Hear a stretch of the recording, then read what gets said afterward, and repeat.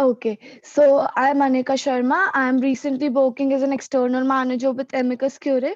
I'll be your moderator for today's session, and I welcome you all on behalf of Amicus Cure to this national webinar on BCI's stand on 3-year eligibility for the judiciary exams. And on giving the pros and cons of this, for giving the pros and cons of this policy, we have with us Advocate Rahul Tiwari. He is founder and managing director, LNS Associates, and he's currently working as an advocate at Delhi High Court.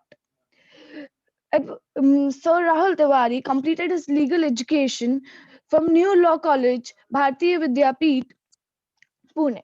He has also obtained his LLM degree with a specialization in cybercrime and economic offense. He has a strong passion for legal research and public speaking, and his firm LNS Associates is a MCA registered firm, which means it is registered with Ministry of Corporate Affairs. This firm also offers online legal education and training to law students and fresh graduates. He has presented various research papers in many of the international and national seminars, including in Denmark, NLSIU, CNLU, BHU, IIT Hyderabad, NLU Odisha, Triple IT Allahabad, Delhi University, and many more. He has been a part of various webinars, panel discussions, and a number of competitions. He has also been invited in NLU Delhi as a resource person in a national conference on protection of women from sexual harassment at workplace. And after passing from his law school, he has worked on Babri Masjid's demolition case under IOR Mr. Shamshad as research associate, and then worked as an associate at litigant firm Lamba and Lamba, Gurugram. And currently he's practicing in Delhi High Court, District Courts, and Gurugram District Court.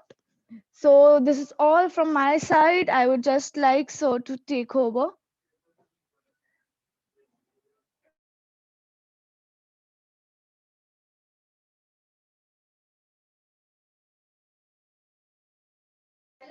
Sorry, so your mic is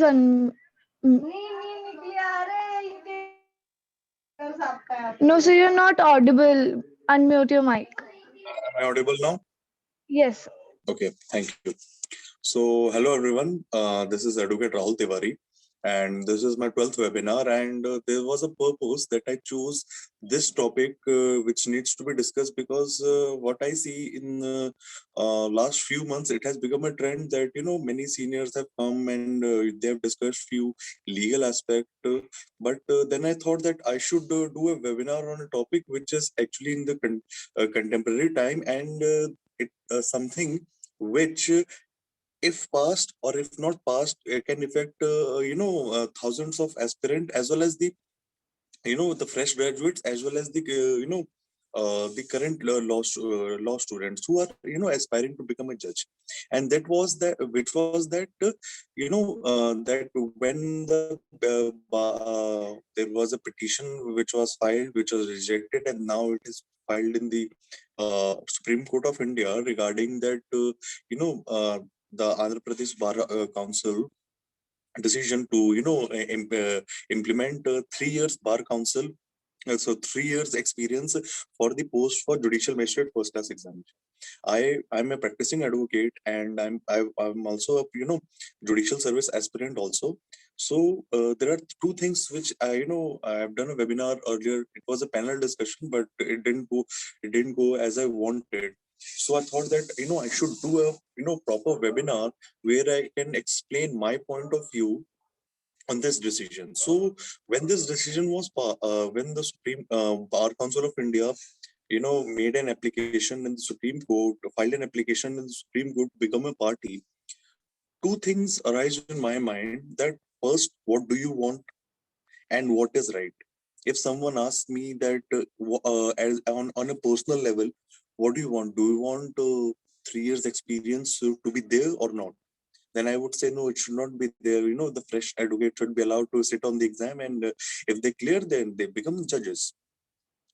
And if someone asks me that what is right, then I would say no. The a mandatory experience should be there, because see, there can be a gold medalist or LLB, LLM gold medalist.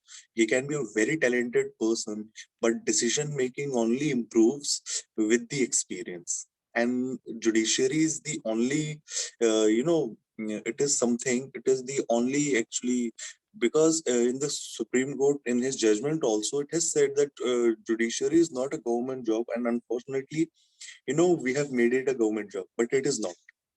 And that is why judiciary is the remains the only, only service, I would say, that which required, which has a prerequisite of certain amount of years of experience, like, and like in India we follow common law legal system. If you go in UK, the average age of a judge is 58.8 years, and in USA the average age, the essential, the eligibility criteria is for 5 years, but the average age of joining the bar means the federal magistrate, which is at the lowest level, the average a judge person only becomes a judge, federal magistrate in USA, only after a experience of good 20 to 22 years. Okay, so this is something, and if you see all over the world, there is a certain amount of experience required before someone becomes a judge. Okay, and this was something which was taken into consideration, which in India also it has been taken into consideration a lot of time. First was in the 1924 by the Rankin Commission. Then there has been a lot of Law Commission report which has been passed from 1957 to Law Commission report of 119th report of Law Commission of India. And then in 1993, the famous Supreme Court Bar Association of India versus Union of India. This case is known as the second judge case, as well as the first judicial appointment case also. In this, the Supreme Court said that judiciary is not. I'll read out a few lines because of that judgment, and you guys will find it interesting. In 1993, the court said that the recruitment of law graduate as the judicial officer without any training or background of layering has not proved to be a successful experience, considering the fact that the first day of assuming office, the judge has to decide, among others, the question of life, liberty, property, and the reputation of the litigants, and to induct graduates fresh from the university to occupy seats of such vital power is neither prudent nor desirable. Neither the knowledge derived from the books nor the pre-service training can be an adequate substitute for the first-hand experience of working of court system and the administration of justice begotten through legal practice. The practice involves much more than the mere advocacy, as lawyer has to interact with several components of the administration of justice, and unless the judicial officer is familiar with the working of said component, his education, his equipment as a judge is remains incomplete. So no matter what, in the Supreme Court Bar Association judgment of 1993, the court simply held that if you don't have any experience, okay, and if you're not familiar with the court proceedings, then all your legal education, all your skills, all your skills remains incomplete, and it is of no use unless and until you don't know how that law is being implemented. Like for example, if you read section 5 of Limitation Act, okay, it says it talks about the condonation of delay. Then and if you read on the paper, you just say, you see that on these grounds the delays can be condoned. It's on the discretion of the judge. But how you are going to argue the case? Okay, it only comes with the experience. I mean, what are the tricks advocate use to try to illegally avoid the prescribed period? Means if the period has been lapsed, then how the advocate applies the tricks to to confuse the judge to allow the cases, and what are the criteria, and what are the problems. This is the negative aspect. Positive aspect, the judge knows that what are the problems faced by the litigants or the parties to the case while while producing all the evidences, and there are number of chances that sometimes it takes a lot of time to gather all the evidence in order to file the case. So there are chances that the judge knows where the advocates commits mistake, where the advocates tries to get clever, and where there is a genuine lapse of time on the behalf of party. So this was the observation. But then this is the one picture. The other picture also says that it is usually those advocates who have not performed well, who are not doing well in their litigation, usually appear for the examination, for judicial service examination. To this, I would like to have two alternative views. First, in the initial part, yes, for the JMFC, most of the advocates in the earlier times were those who has failed as an advocate, and who wanted that, okay, that wakalat nahi chali, then let's go for the judiciary. But if you see, it is for the 3 years. If someone says that, if someone establishes practice in like the first 3 years of first 3 years, then why would he appear for the judicial service examination? To which I would like to differ again. See, there are two reports published by the Vidhi Center of Legal Policy, and that is the same report I'm going to discuss along with my viewpoints in this webinar. Okay.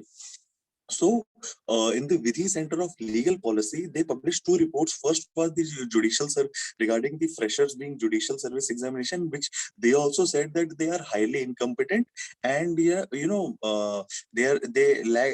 lack a lot of experience also. And the another report which was also published, the Vidhi, and why I'm quoting Vidhi's report, that Vidhi Center of Legal Policy is a independent think tank, and it is something, and it is the same organization which was the official advisor of Government of India when the Government of India was drafting insolvency and the bankruptcy code. So this is one thing. And if we look at, if one agrees to this argument that if someone has practice established, then with his report clearly says that 80% of the advocate are the ones who in their first 3 years of their litigation earn less than 10,000 rupees a month. Okay, so, and if you see the other picture, for the higher judicial service examination, the prerequisite is 7 years.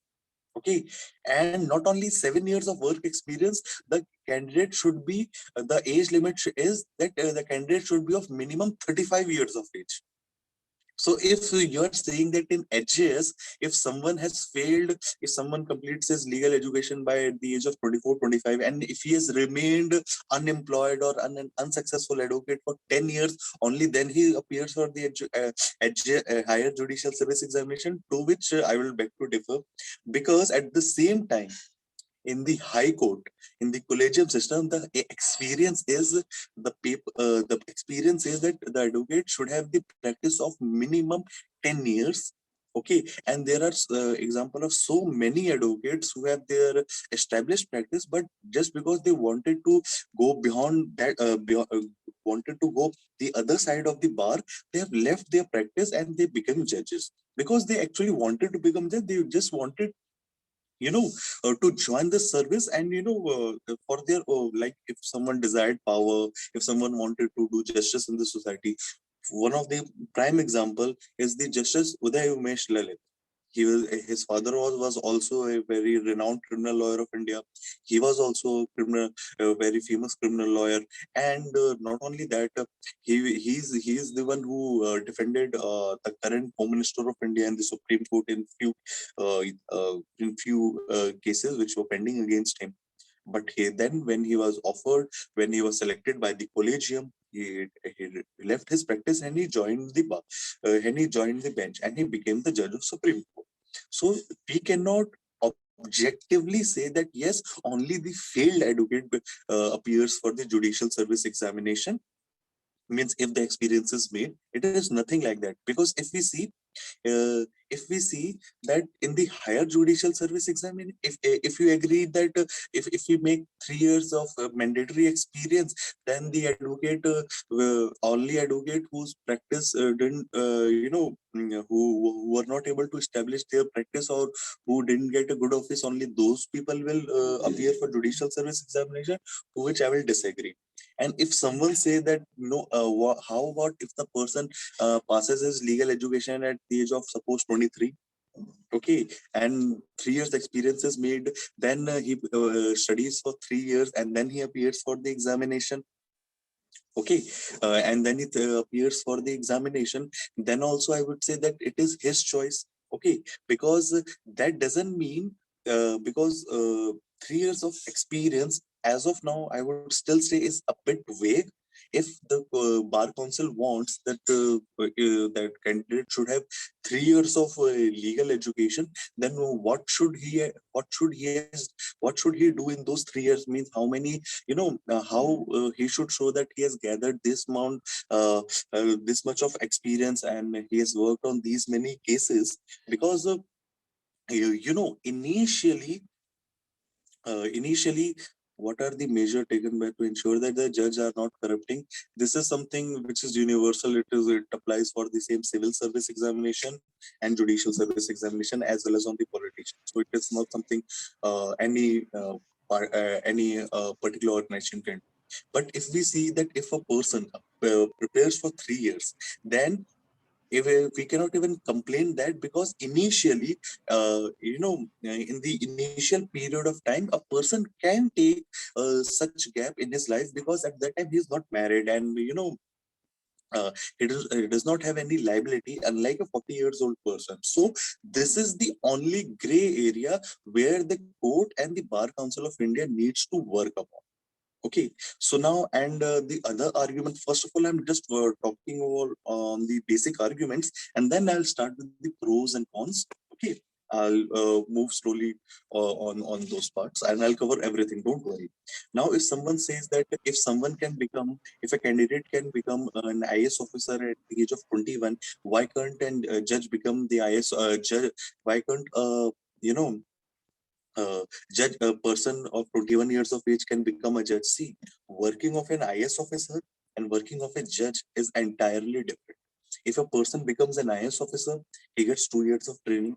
Suppose, I mean, at the age of 21, which is highly unlikely, only like 2 or 3 students become at the age of 21 to 22 as IS officer of the total vacancy. Not even, I would say that even if the vacancies are of 1,000 vacancies are published every year, then less than only handful, or like 10 to 12 people of below 22 years of age becomes IS officer at such a young age, and they clear their examination at the first attempt. Okay, so okay, but even if you keep that in mind, a person becoming an IS officer at the age of 21, he completes 2 years of training, 23, then IS and IPS, I'll take both. Okay, then he became an ADM for 3 to 4 years, and then he became SDM, and then after like good experience of 6 to 7 years, he becomes a district magistrate. Nobody is directly given a district and just after he completes his training. He also worked under the supervision of other advocates, and he does not have that much of decision making power, unlike the district magistrate, where he actually enjoys his power and he has a lot of executing power under his authority. Same goes with the IPS officer. He become an ASP for initial 2 to 3 years, then he becomes a DSP. I'm talking just about the UPSC service, not the state PCS service examination. And after again good to experience of 6 to 7 years, he become an SP, and he is given the charge of an entire district. And now come to the judicial service examination. A person becomes a JMFC, he gets training, he is given the supervision of he's provided he's allotted under the supervision of the district judge or some ADJ. Why does the judiciary do when a witness changes position, as happened in Jessica Lal case? This is not relevant to this webinar, but I'll answer this at the end. Don't worry. So But we can at the take. again, suppose So I was just what? saying that we Excuse can me. take all the questions. So I was just saying that we can take all the questions at the end of the Yes, webinar. yes, yes. No issues. Yeah, that's what I was saying. And that question was, although the question is good, but it's not related to the webinar. But don't worry, I'll answer. Okay.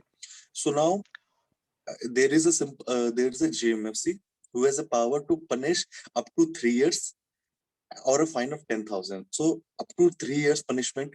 Let's assume what all offenses comes in that ambit. First is the check bounce cases, molestation, eve teasing cases. Then on the first day itself, when the person sits on the JMFC chair, he has to decide. Suppose someone is arrested for the molestation case or some theft case where not molestation has a punishment for 5 years now after the criminal law amendment of 2013. Earlier it had the punishment up to 3 years. But now it has been amended, section 354 of IPC. I'm talking about section 509. So if there is a check bounce case, then he has the judge has the power to even summon the IS officer if he is an accused in a check bounce case. He can even summon a minister who has been charged for eve teasing in his court. So that is the power of a judicial service officer from the day one. And a person with no experience of the court and no experience no experience much not much experience of life usually are the ones who have just taken coaching. I'm not taking anything away from their hard work. Everyone who takes coaching or doesn't take coaching, you clear a judicial service examination only when you work hard for like 1 or 2 years. Actually, you have to work extremely hard for the preparation, and then the exams are no longer easy, which were deemed to be considered easy after like 10 years ago. Now the exams are also tough. If you are a judicial service or if you have cracked judicial service examination, it simply means you are talented. But that does not mean that you have a good decision making skills because you lack experience. Then I'll give you some of the example. Like if someone has and those people who does not have the proper experience or don't who are not familiar with the court experience, those young people are the ones who are more emotional, more insensitive, and they don't understand they don't understand the pain which the advocate takes for the collection of the entire evidence from the from the making of the entire file to going to the filing counter, doing the filing work. And this was the same thing which was observed by the Honorable Supreme Court of India in the judicial appointment cases, where the Delhi judicial appointment, where judicial officer were also appearing. You also used to appear for the higher HGS post, which was simply reserved only for the practicing advocate. And the judge said that why do you become a civil judge? Well, you could have continued as an advocate, and you could have practiced for 7 years and then appeared for HGS. That person has practiced for 7 years. He has taken a lot of pain. He has done the filing work. And trust me, the filing work, when the judge says that, he also understands the amount of hard work which an advocate, puts in just to make a perfect file for the filing of the complaint. And all those advocate who does not have, so all those judges who does not have experience are also emotional, and they are the ones who are more prone to, I'm not saying that the experienced advocate are not prone to media trial, but those advocates are more prone to and more vulnerable to media trial. Because media trial is something which is has been accepted by the Supreme Court again and again. First, in this case of MP, please write down the name of the judgment. MP Lohia versus State of West Bengal in 2005. The Supreme Court clearly said that judges are also human beings and also get influenced by the media trial. And recently, please read the article on the sedition law.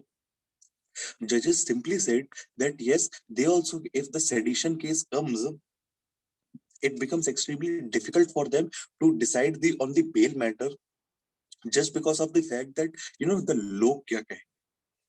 So if a person at the high court, who is a judge at the high court, get influenced, his decision making gets affected just because of media trial. Just imagine a person who does not have any experience of life or any court experience and becomes a judge. Now, let me give you 2 3 examples, of mine. When I was working, uh, when I would see when I was in one of my cases, what actually happened that there was a judge who deals with the NIA check bounce cases only. And what happened that the party, the previous advocate, he didn't had much knowledge, and he filed in check bounce cases. What actually happens that you file the case in the court where the which have suppose a person living in Delhi. The bank is in Delhi, and the person is a resident of Gurgaon, and the accused is a resident of Noida, and the check is bounced in Delhi. Okay, so you will not file the case in Noida because the cause of action has arisen in Delhi. So you are going to file the case in Delhi itself, not even in Gurgaon where the complainant resides. Okay, and the previous advocate had filed the case in the court which has the jurisdiction where the accused was living, not where the bank was situated, where the cause of action arose. The judge also accepted the case, and when the party changed their advocate, when the case came to me, I went to the judge and I said, "Sir, first I want 2 things. I want to amend the complaint." Because there are certain things which are missing in the file, and if I do not amend the case, amend my complaint at the initial stage, it will become extremely difficult for me to appreciate the evidence at the later stage of the trial. So he said, yes, why don't you, yes, uh, uh, I'll allow the amendment. Okay. And then you transfer because how about what if the other judge doesn't listen to you and, doesn't listen to your prayer and does not allow the amendment? Do. And on the next day, when I said that, and he gave me a date, and then because of the COVID, the roster issue, the date was again shifted to the next month. And next month, finally, he said that no, actually, I was wrong that time. And trust me, it is a fact. And I cannot disclose the name of the judge, but I had a very bad experience because of this. And he said that on that day in December 2021 itself, he said, "Sir, आप एक काम करो, you transfer it." Because I don't have the territorial jurisdiction, but I said, sir, you have pecuniary jurisdiction. Even if you don't give any judgment which is arbitrary or unreasonable, the other judge of the case, which has the same pecuniary jurisdiction, will not overrule it. Like, no, आप transfer करा. So this actually, uh, this actually wasted 3 months of mine. Sorry. Uh, Actually, I have been continuously speaking. So, and now when the case was transferred, it went to it went to the judge who had before joining the judicial service examination has practiced for 4 years. So now when he looked into the cases, he said, and there was, a mischief done by the previous advocate itself in the, if you look into any check bounce complaint, there is a bank memo which says that the check was bounced on this date, and it was bounced, it was dishonored because of this reason. So because he had crossed the limitation period, what he did that he tore that bank memo, and he said that, I'm going. Uh, he went to the bank and said the bank memo is lost. Give me a new one, and then he attached the new one, and then he filed the complaint. The judge immediately found out the trick, and he said, "Vakil Saab, do one thing on next date. Please bring the bank official." Then I had to say that it is not it's not something which I have done. It is done by the previous council, and it took me like good 15 to 20 minutes, because I was expecting that what if he catches the trick, the mischief done by the previous advocate. And I said that, and I gave two judgments of Supreme Court of India uh, to the judge that that my lordship, if you reject this case, then it will turn into a civil case or suit for recovery, and it will no longer remain a criminal matter. Okay, so, and the thing is, the party has not done anything, or the party is not at fault. It was the fault of the advocate, and I gave the judgment, where the Supreme Court clearly said that uh, the party should not suffer because of the mistake of the council. And that is how he said, fine, I just want to look into few details, bring the bank officials, and then do your other arguments, and then I'll allow the complaint. So the matter is still pending. So you can just imagine, just because the case was filed in the court of a judge who didn't had experience, wasted a good 8 months.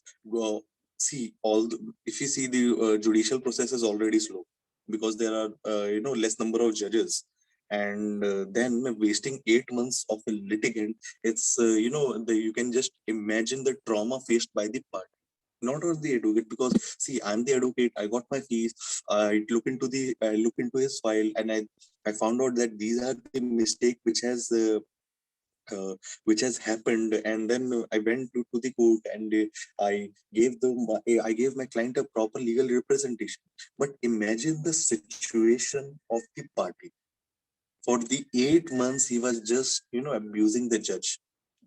And I was like, no, actually it was the fault of advocate. He should have been more cautious while filing, while drafting the criminal complaint. But yes, the judge should have, there should have been also been careful.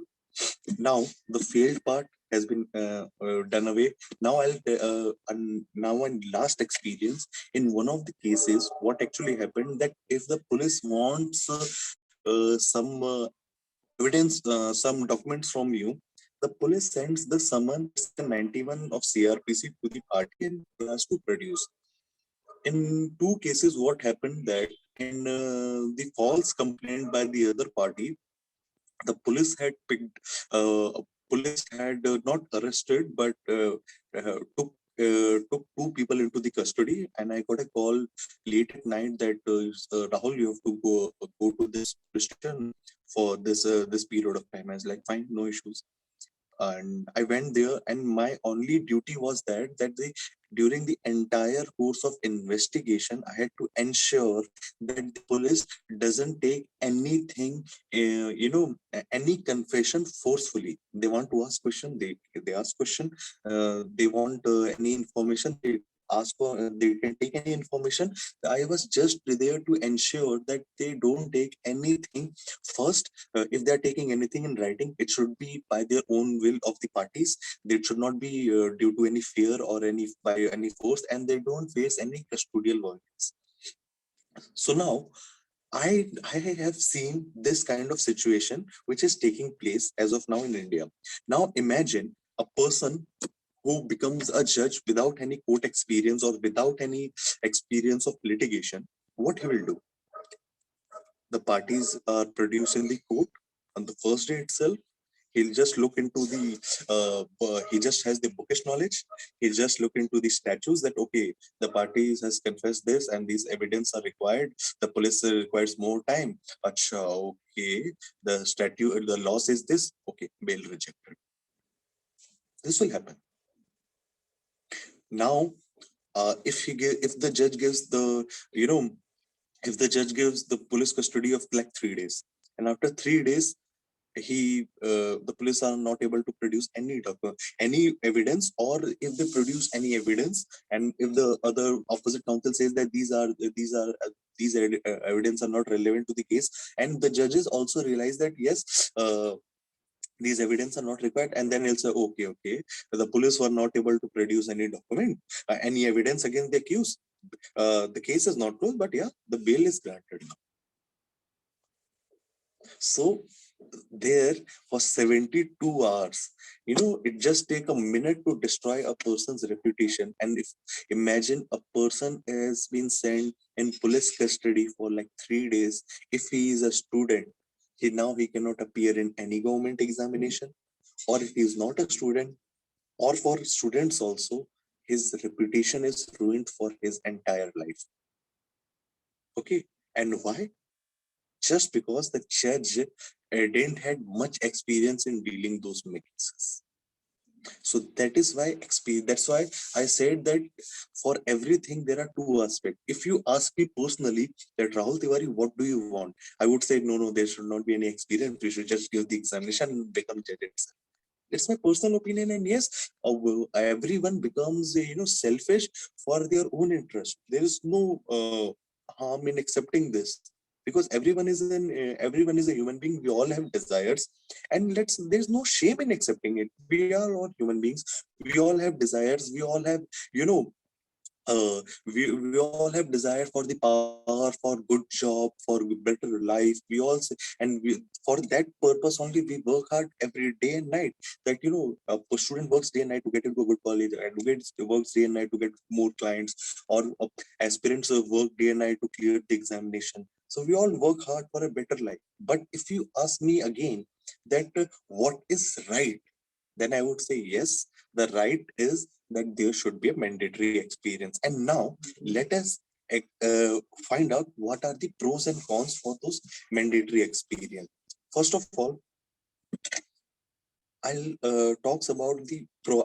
I have given you so many examples. Now let me add four few more pros which are there. That first, the advocate needs to be familiar with all the court functioning. That how the case goes from the filing counter to the reader to the almat, and how the judge takes the case, and how things are taking place in the court. And the again, when the same person becomes a judge, he knows the tricks and the approach which advocates makes in their cases. And another thing is, all those people who becomes judges after experience, they are more compassionate, and they are first of all, they are more compassionate towards litigant, because they understand the pain which the litigant as well as the advocate takes during the course of the trial. And those are the person who because see, if two person are clearing the judicial service examination, it simply means both of them are talented, both of them have proper legal education. But a person having experience, his decision making skills will definitely be better than the person who does not have the court experience. It is a simple fact. And we cannot substitute with the number of years, because see, if someone clears an HGS, higher judicial service examination, after 13 years of practice at the age of like 38, and if someone clears the HGS examination after 15 years of experience at the age of 40, and if someone clears the examination after 11 years of practice at the age of 36, then we cannot say that yes, a person having 15 years of experience will be a better judge than a person having 11 years of experience. But a person having an experience of 3 years will be definitely a better judge than a person having zero experience. That is my contention in the pros part. And obviously, if we have more efficient advocates becoming judges, not sorry, I'll retract it. If we have more efficient person becoming more as judges who have experience, only then the delay can be brought down. And obviously, it is one part. The other part is that we need more number of judges. We need more good administrative setups, and there are other things. But on the judicial service part, there we need a person with an experience who have a better decision making skills. And obviously, another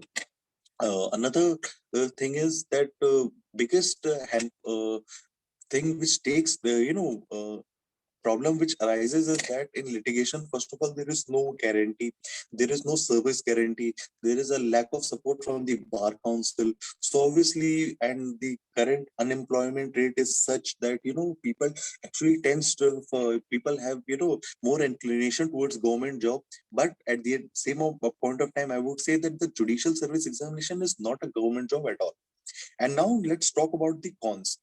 First of all, uh, our legal education, and except for Delhi Judicial Service Examination and few other judicial service examination, all other judicial service examination, their syllabus, their exam patterns are simply based on the rote learning. And if someone has done a good coaching, okay, and if he has taken a good expensive coaching, then he has chances of clearing the examination than the person who has not, who is a poor person who couldn't clear CLAT examination, who couldn't go to good law college, and who didn't had any access. Then don't we think that the at the current scenario we are making we are uh, we have made a system where the rich person with the more resources or the rich background are have the better chances of becoming a judge. But again, the experience part, that is an established fact in the High Court, Supreme Court, in their selection of the judges in the HJS. But in the 3 years experience, 3 years of mandatory experience, the gray area only remains that how we are going to judge that if he has 3 years of experience, then he has a number of court cases appearances, and that is where the court needs to draw a middle ground. Now, what are the other cons which are extremely difficult, which I'll cover in the next 10 minutes? Is the first is the unemployment rate is high in India. First, and again, uh, the biggest con is that uh, after completing of legal education, we take enrollment in the bar council. The enrollment fees is 10,000 to 11,000 in Delhi, and it varies from 18,000 to 25,000 to other places. So now, when the bar council is taking such a huge amount of money for just for the sake of enrollment, then we have to pay 3,600 for the bar examination. Then it becomes the duty of the Bar Council of India to give mandatory training to every and that is my first recommendation of this webinar, that yes, if the experience is allowed by the Supreme Court, then the Bar Council, or when the student completes his legal education and when he enrolls, because see, if he's giving you fees for the enrollment, then every student should be given proper training for good 6 to 8 months by the bar council itself, and only then they should be eligible to sit for the bar council, a all India bar examination. And if we do that, and it is very difficult for everyone to clear judicial service examination at the first go. So even if they don't crack judicial service examination, and if they have received training just after their law school, which happens in the MBBS degree also, that's where they can acquire a lot of on ground experience, and ultimately it will help them gathering more client for themselves, and obviously more cases for themselves. And when they get cases, ultimately their experience will their experience they'll start getting the court experience. And the biggest disadvantage will be the in India, the we have a mindset that uh, we have a mindset that uh, that when a girl completes her legal education and just after the LLB, the parents, most of the cases we have seen in my real life also, most of the cases, uh, parents says that okay, you have completed your LLB, now wait, do whatever. If you want to go for judicial service examination, you have 1 year or 2 years of maximum 3 years of time, and after that we'll get you married. So the woman, female candidate will be the biggest sufferer. And if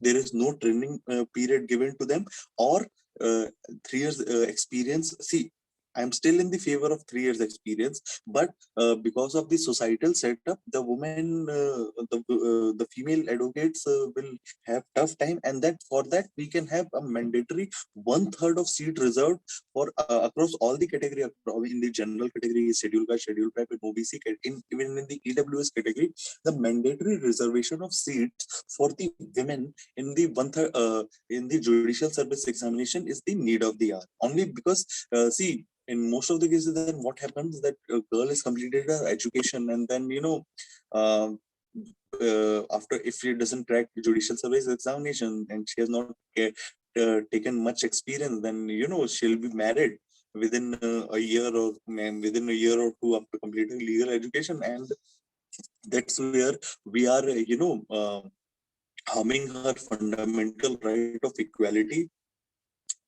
right? We are discriminating also, and also we are denying her equal opportunity for the government job.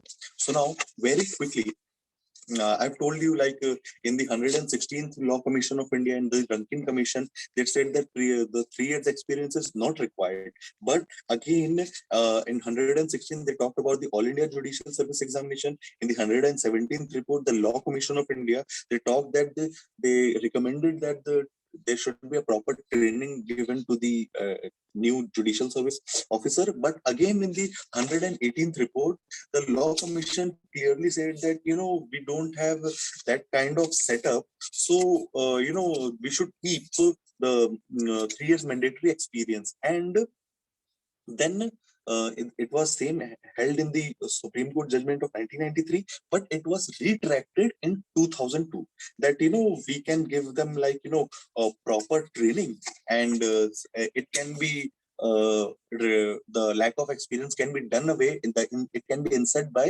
the proper training. But now, what has changed in last 19 years?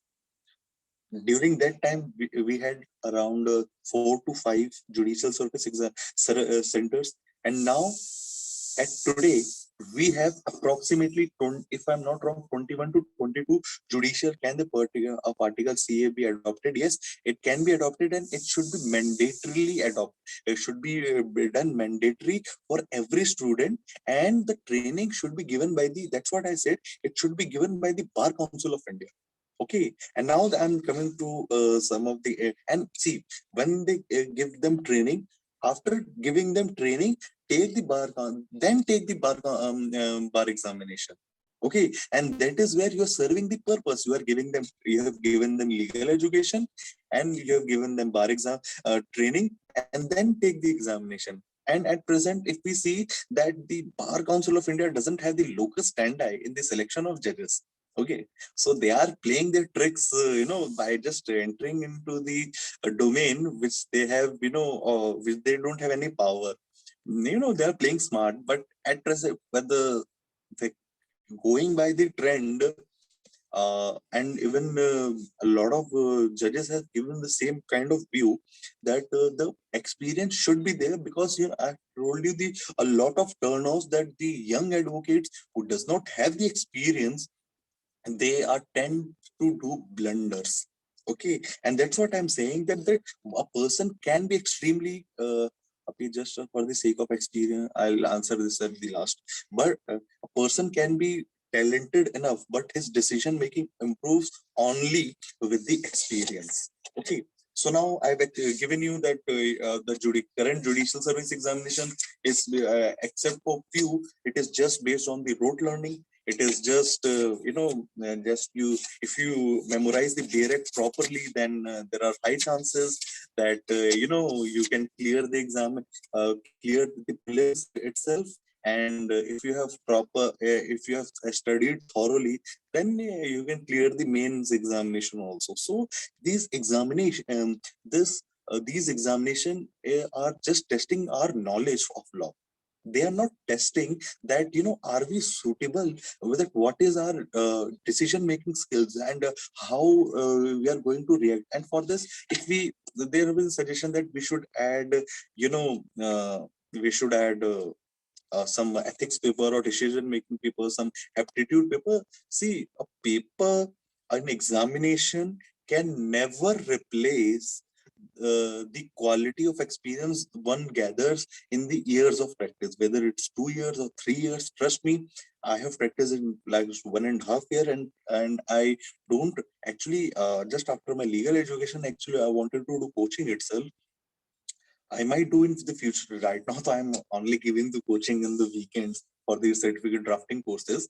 But even if I have to do coaching in the future, now I'll not regret that due to COVID, I was not able to do classroom coaching or others, because now I know that I have learned 10 times of what I would have learned in the coaching. In the coaching, my the knowledge would have increased. My basics of the laws of the legal principle would have been more cleared. I would have gathered more knowledge. But trust me, it is nothing in front of the experience which I've acquired by going to the courts. Okay, so now for next 5 minutes, let's quickly see what was the rationale of 2002 judgment of All India Judge Association versus Union of India, where this court says that the 3 years of experience should be done away, and the judges should be given proper training. So now what has actually happened in India? Now we have a National Judicial Academy in Bhopal, and we have State Judicial Academy in every part of the states, where I personally cannot find out the places where shoe pricks until you try it on similar. I'll look. Okay, fine. I'll take the question in the last. And now, what is the problem with the current training? First of all the training which is given, I'm citing the with his report also. It's a 23-page report. Please read it out. Please, it's my humble request that it is not something I'm telling you just out of the blue. I'm giving you a published report which there are high chances that if the Vidhi or the other think tanks are invited as an expert evidence under expert for the expert opinion under section 45 of Indian Evidence Act, there are high chances that the court will be the court will have a very tough time in rejecting their recommendations. I don't think that court will easily outrightly deny to accept the recommendations given by these research organizations. Okay, so now the biggest problem is that we are still in the judicial service examination. We are still giving them outdated training. On paper, it says that every 6 months the judge will be sent for the training, but at present we are giving them outdated training, and outdated the training which is being given is on the outdated syllabus, and these training period are doing nothing to improve their skill, and it has just become a paid picnic spots for the judicial service examination. And the problem is that what which the rationale which was given that in this training this should be given, it should be inculcated in this. See, the thing is no matter how much you train any person, he will only learn when he experiences those situations with himself.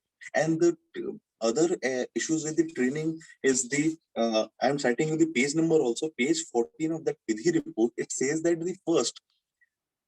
it says that the training should be given to the judges, but now we don't have any curriculum or any procedure to train those judges who are supposed to train the new judges. Because see, suppose there's an ADJ, we don't have any procedure to train that ADJ, that to direct that yes, those two JMFC will be assigned under you and you have to train them in this manner. What is happening at this point of time? They are taught everything which they have learned. They are given education in more more in the more comprehensive manner, and then they are made to sit with the ADJs or district judge, and that's where they just observe their functioning, and it becomes more of a like paid clerkship for the judges rather than the training, because the judges simply they are not trained that how they have to train their juniors or the trainee judges who are assigned to them. The second thing is that uh, you know uh, whatever the trainee judges, the problem with the other trainee judges is that they have to just mandatorily,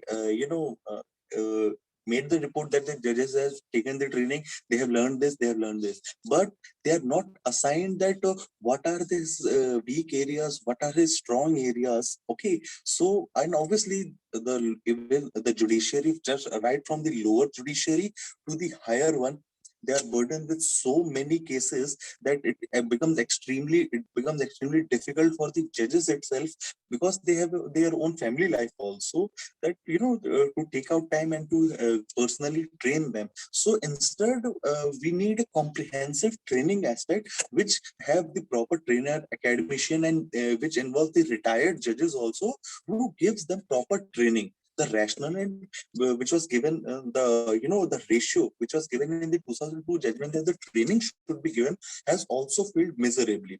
Which I'll conclude in my last point, that the field training also includes the training with the revenue authorities, the forensic laboratories, and the police department also. But it is not has been taking place as it has been directed in the rule book. So that's what I said, that these training have become nothing but as nothing less than a paid picnic. So now, concluding it, the other problems and my other recommendation, please pay attention for like 5 minutes. See, one of the biggest problem is that if someone appears for the HGS examination, then 50 to 60% of seats, if the 3 years of experience are made mandatory again by the Supreme Court, then they need to check few points again.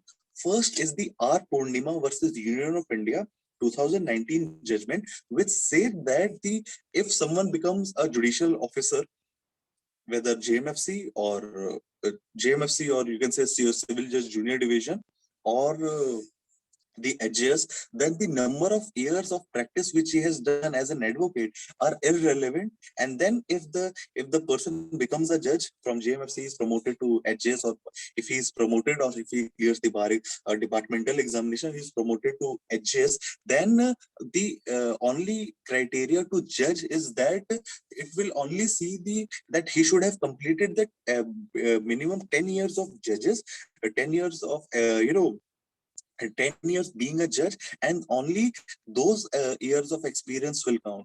And this is something which Supreme Court needs to look again, if they gives that's my personal opinion, and I have given, and I'm saying this after a bit of research work, that in that cases, the judges who have joined because if they are making 3 years of experience mandatory to become a judge, then they cannot say that the experience acquired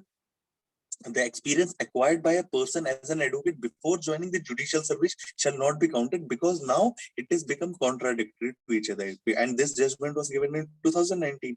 Okay, so again, these two things are going to become contradictory to each other. So that is where the Supreme Court needs to look again, and has to find has to give the middle ground. Another thing is that if all those judges in the High Court, 28% of judges are those who have been elevated from the lower judiciary, from like the ADJ to district judge, to they are promoted to the high court, and 72% are those judges, who are directly elevated, who have applied after 10 years of practice. Usually 10 years of practice is given on the paper, but usually the minimum years are approximately 15 to 20 years, and they are directly appointed as those practicing advocates are directly appointed as judges in the High Court by the way of collegium.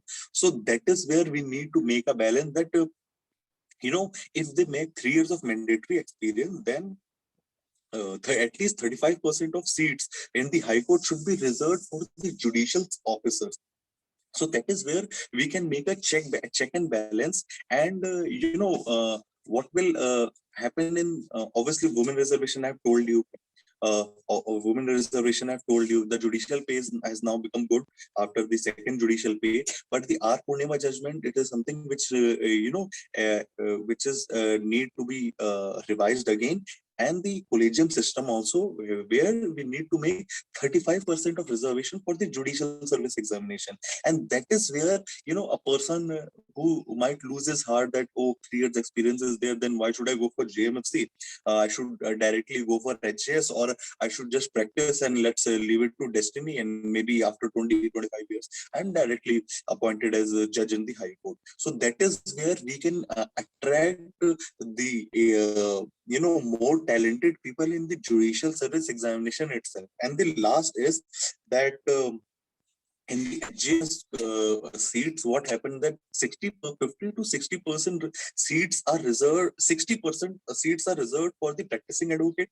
Okay, 20 to approximately then 25% of seats are reserved for the HGS post. The ADJ posts are reserved for the promotion. Mean the JMFC will become the judge only after spending only by the way of promotion, that JMFC, that civil judge junior division, civil judge senior division, then metropolitan magistrate, then CGM, and then MM, and then after doing all this, he becomes the ADJ by the way of promotion. And 15% of seats of a higher judicial service examination are reserved for the departmental exam, that a judicial officer, after being a judge for 5 years and after attaining the age of 35, can appear for the departmental examination, and he is directly promoted to the HGS. So that is where we need to increase quota for JMFC, so that the young, the fresh, the talented person are, does not leave the judicial service as a career at the initial stage, and they should just start thinking that, okay, I'm not going to appear for the lower judiciary, but I will just go for the higher judiciary now. So that is where we can, these are the certain ways that our Purnima judgment, the High Court reservation, women reservation, and the increasing the quota for HGS for the JMFC. These are the something.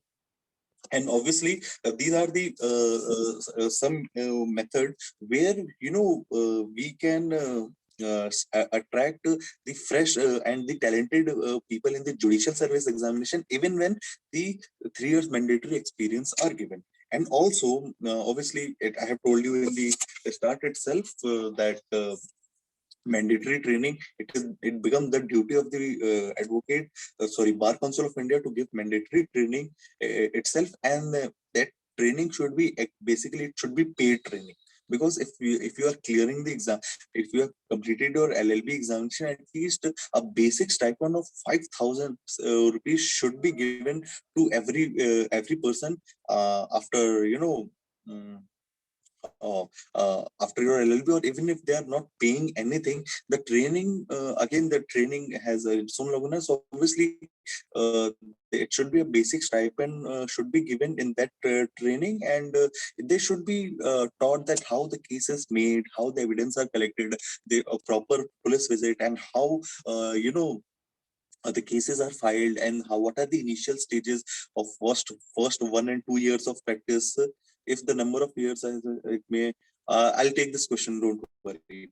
So these things training should given everyone, and only then the bar exam, they should be eligible to sit for the bar examination. And then bar examination should be made more tougher also, so that only CS students clears the examination. Because what is happening that the mass cheating is taking place in bar examination. It's a very easy examination and only 40%. So every Tom, Dick, and Harry is just by the unfair means are clearing the examination and entering the profession. So the bar council, instead apart from, not instead of, sorry, apart from going to the Supreme Court for making 3 years of mandatory practice, they should also look into their their side also, and they should also do these duties for these duties which they are actually assigned. And now, what if it is passed or if it is not passed? What, this is the last part, that what should actually the student do? What should the student do during this time? If someone, even I am a first generation advocate in my and that too in litigation. Okay, so what can a student do to learn the practical skill? First of all, focus more on the, see, If you want to become a better lawyer, I'm not talking about the experience. Always remember three things in your life. First, doing in-depth study, not from the notes or the Xerox part, just to clear examination. Studying from the books, studying from the parrot, doing extensive research work and doing extensive drafting. I'm not going to promote my courses on this webinar, okay? And this is not something we are doing for something. Like for the promotional part, it was for you that for look for the good mentors who can teach you more, who can teach you the practical skills. Please network more. It has become it because without doing proper networking, you will not able to survive in this profession at all. Even if you go in the corporate field, forget litigation. Litigation, it's 50% of your hard work, 50% is your networking, irrespective of your background. Okay, so please learn a lot of practical skills. Try to meet many police officers, the judges and advocates, and the more you go to court, it is trust me, it is my advice that the more amount of time spent in the court, you will learn actually more. I'll not deny the fact that advocate does not learn in the initial period of time. It is absolutely irrelevant. It depends on the person if he wants to learn or not. Okay, it also depends on the person. And obviously, if you are doing internships anywhere, please, I'm with my folded hands, I'm requesting you, don't go for the internship just for the sake of certificate. Because when you sit for the interview, the person who's taking your interview will take your level, will analyze your level within 5 minutes. So there's no point of going for the internships for certificate, doing certificate courses just for the sake of making CV. Trust me, it will not help you. If you do any certificate course and if you don't understand what was the purpose of that certificate course and what you have learned, if you don't learn that, trust me, no matter how good your CV looks, it will not help you anywhere, and you will not survive the litigation profession for not more than 4 to 5 months.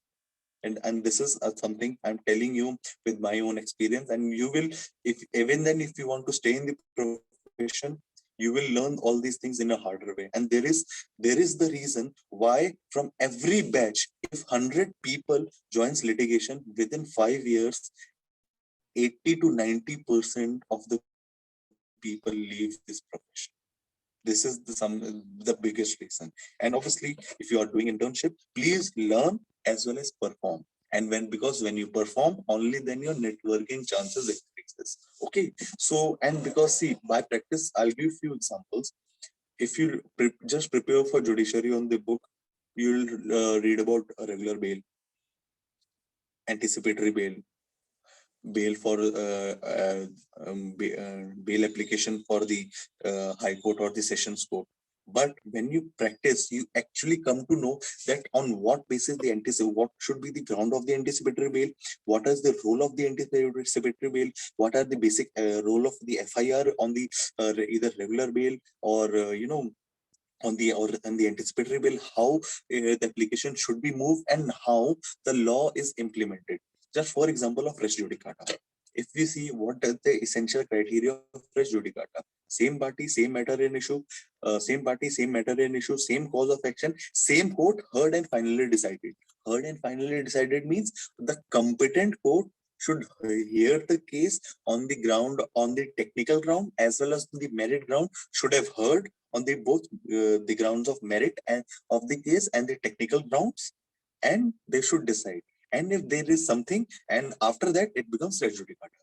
And after reading all this 8 explanation which is given in the section 11 of CPC, and after interlinking with the other parts, even after reading all the 150 to 120 pages in the good mullah's commentaries of CPC, if you write good answers in your judicial service examination, trust me, you'll get selected. But that is not the role of res judicata. Because when you come into the practice, you know that okay, if someone cannot ask for these things again, then how do we go? Because order 2 rule 2 talks about the proper due diligence, and then how do you implead a party into this case, and what are the limitation period, how do you avoid the limitation period, and if someone becomes the party to the case again, then can he file the fresh case again or not? So that is where in practice you learn. See, there you will find a lot of advocates saying that whatever you study in the books are not, you will not find this in book. It is utter bullshit. Sorry for this word, but it is utter bullshit. In court, what actually, it's not that if in the book it is written 302 punishment for murder, then judges doesn't give punishment for murder under 303. They give the punishment of for murder under 302 IPC itself.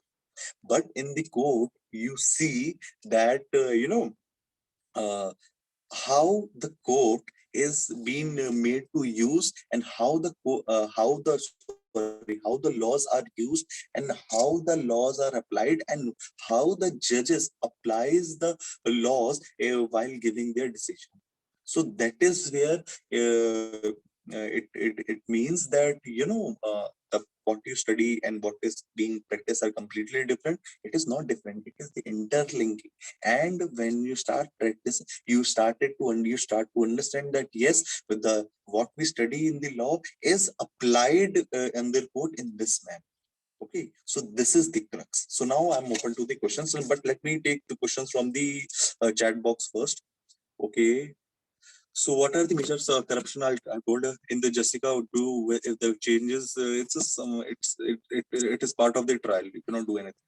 I want to ask, it is always necessary to appear for judicial after a BLLB, like you want to pursue LLM? No, you can appear for the judicial service examination anytime. For in Delhi, the age limit is 32 for lower judiciary. For HJS, after 7 years of practice and after 35 years of age, you can appear for HJS examination in anywhere, any part of India, provided you don't have the language issue. Okay, so can articleship? I've answered yes, it should be there, and it is the duty of the bar council to give them proper training. Sir, my question is: a law graduate here just for the sake of appearing, and later after even after getting more legal, there are a lot of examples, and nobody appears for the sake of appearing. And if they are appearing in the examination just for the sake of appearing in the examination, they will not clear it. You clear the judicial service examination only when you actually want to become a judge and you have worked hard extremely to clear the examination. But what happened many times that once you enter into a service, you realize that you are not fit for this job and you wanted something else in your life. So that is where you take a decision and you leave the job again. It is not something in the judicial service examination. There are so many examples that even the IS officer, the IPS officer, they are leaving their service within 4 to 5 years. 4 to 5 years after joining the service. So this is a very personal decision. I personally don't find the other places where shoe breaks. But isn't it true that the nature of role of a judge and advocate are not same but asymmetric? Wouldn't be a good idea to resume the concept of traditional? No. Traditional jury, they are the high. They are most vulnerable to. They are most vulnerable to media trials. Sorry, and the public sentiment. So if is made irrelevant, it happens that advocate opt to other sir बहुत पढ़ लिए let's enjoy हम तो direct जज बनेगा women said you might get a drop during the practice time due to marriage. So no, if the practice it is Miss Archana, you have actually misunderstood the by meaning of practice made irrelevant in the judgment of R. Purnima versus Union of India. It says that suppose you join the bar at the age of 22, okay, you practiced for like 14 years, and then you become, suppose you become a judicial officer at the age of you become an ADJ, additional district judge, at the age of 36. Then again, now if you want to be now to become eligible for the sake of for the promotion and to become a high court judge, to be promoted into the high court, become a judge over there, you need to be a judge for 10 years, and only then you will become eligible for the post of a high court judge. And the 14 years practice which you have done before becoming a judge becomes irrelevant.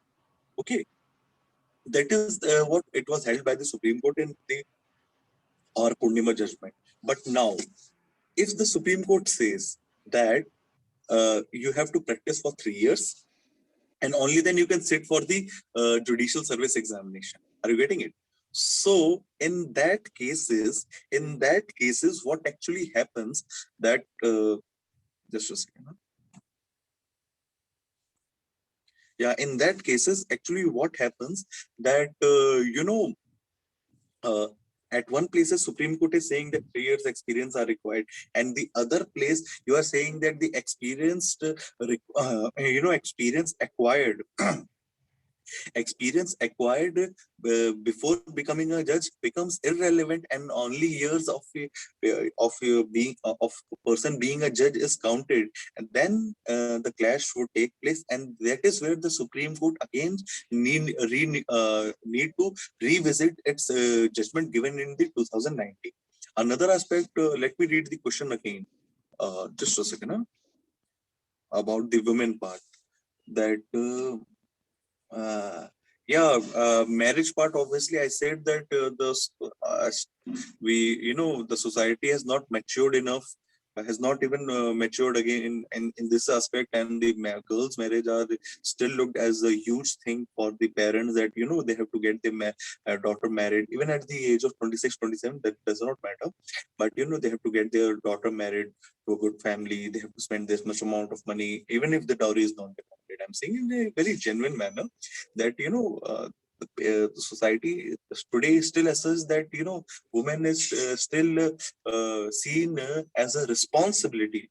I'm talking about good families, irrespective of their financial background, that we have a responsibility to get her married before a certain amount of age. And that is where, if we make 3 years experience mandatory, then by using the provision of subclause 3 of Article 15, we need to have special reservation for women. You have Ms. Archana has asked a question again. I repeat, question. I'm talking about the traditional jury, but the idea of the other cause. Just try to explain.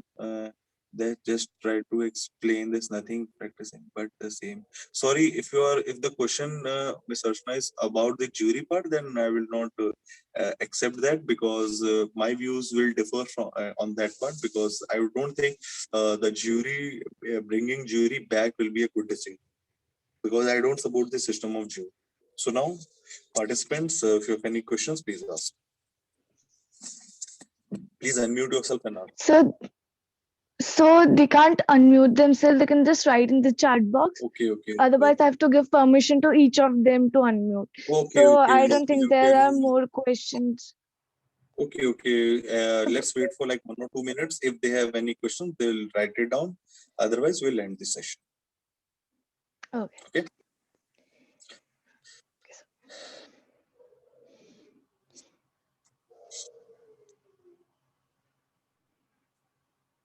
So, participants, you have 1 or 2 minutes left. Sir, can you please provide us the BD research report that you are talking about? Because one of the participants is asking that. Okay.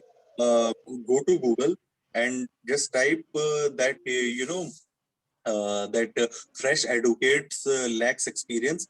The article is printed by the print.com. You have heard about the print. It's a news channel, print. Okay.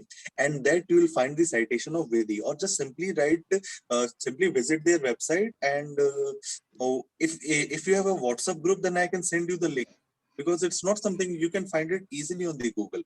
Vedi Center of Legal Policy, they have an office in Defense Colony. Okay, so just find that Vidi report on judges selection, or you will find the first page is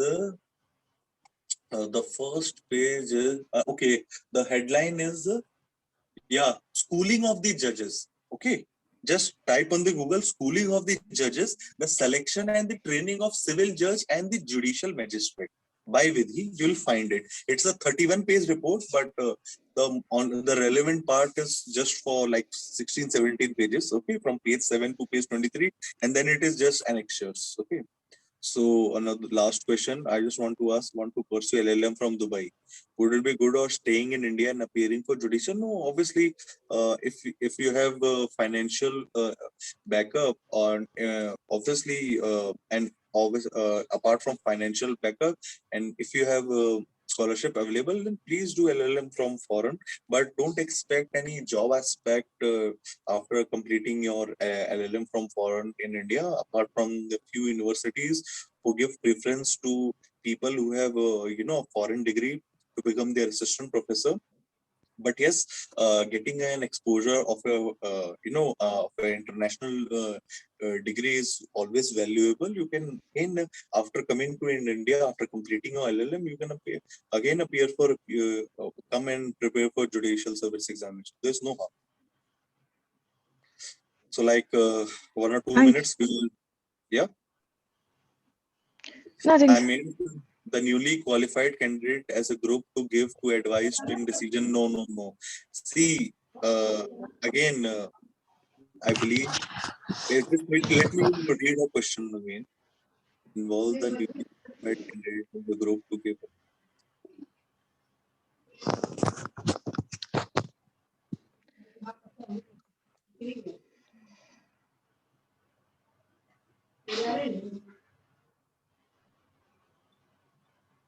No.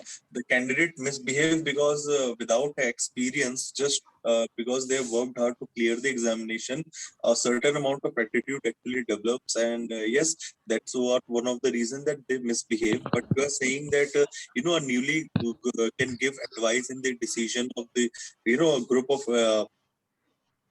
newly qualified candidates as a group to give advice to the judge at the time of decision. No, sorry, you are just paraphrasing it, and it is just the another form of jury, and it not only hampers the independence of the judiciary, but that how then what will be the criteria of those qualified candidates? How do you pick from the society that okay, one should be doctor, one should be engineer, one should be a social worker, and they advise who are they to advise, because they will only share their own experience, and every person follows their own ideology, and it will lead to nothing but chaos and confusion on the part of judges. Sorry, I couldn't agree.